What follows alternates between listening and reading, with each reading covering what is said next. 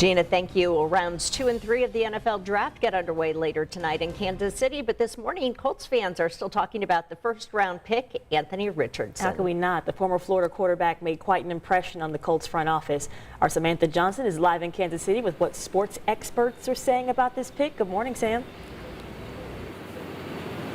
That's right. Good morning to you guys as well. We know Richardson is really one of 4 quarterbacks. Their names have been kind of thrown around for the last few weeks, right? But of course, none of us knew for sure what was going to happen until that pick was announced last night, just before 8:45. But here in Kansas City, we are just getting started. Round 1 in the books, but there is so much more to come this weekend. So I want to say good morning to Jake Arthur, our friends over at the Locked On Colts podcast.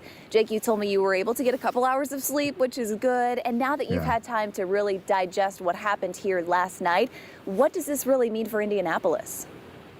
Yeah, this is huge for the city and the fan base. Really the only glimpses of success the team has had since 2019 when Andrew Luck retired. The quarterback situation, you knew it was temporary. And so really ever since Luck was drafted and, began getting hurt, and you can kind of see the writing on the wall, this really should be the most hope the fan base has had. Because Anthony Richardson has sky-high potential. And if this works out under head coach Shane Steichen, then this could be your quarterback for the next dozen years. And he's the type of quarterback you need to compete in today's NFL. You mentioned the potential. I think that's interesting because we heard Chris Ballard say that we can't expect him to be Superman right away, right? He's only 20 years old. He only has 13 college games under his belt. So we know that could take some time, but you mentioned the potential there. Yeah, absolutely. Coming into the draft, his blend of size at 6'4" and 244 with his pre-draft athletic testing, the league has never seen a guy with that combination. He's tested out as basically the biggest physical freak at quarterback that the league has seen. And he does just have 13 starts, but he's a little farther along as a passer than people might think. In the mental game, he's already kind of able to manipulate defenses a little bit. He avoids sacks better than any other quarterback in this draft class, which is huge. And of course, the athleticism, you can always lean on the run game, but that's not all he is.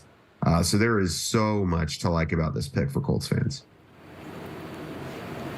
Yeah, a lot to look forward to there. Jake, real quick before we let you go, we got to look forward to tonight, the beginning of round 2. What do you expect from the Colts tonight? Yeah, so luckily for the Colts, a lot of positions they still need to address. There's really good players available. So if you're looking at cornerback on the defensive side of the ball, there's guys like Kelly Ringo, Julius Brents, who's from Warren Central. There's some really talented guys there. If they need one more playmaker at receiver, someone to give help to this new quarterback, that's certainly available as well. So the Colts pick at 35, so they're just a few picks up until they're on the clock again. So get ready for another impressive pick, I would think. That's right. Jake Arthur with the Locked On Colts podcast. Thanks for being up early with us this morning. Of course, the party is just getting started again here in Kansas City. We're going to walk you through everything you need to know coming up at 6:55. So Julia, another exciting day here in Kansas City.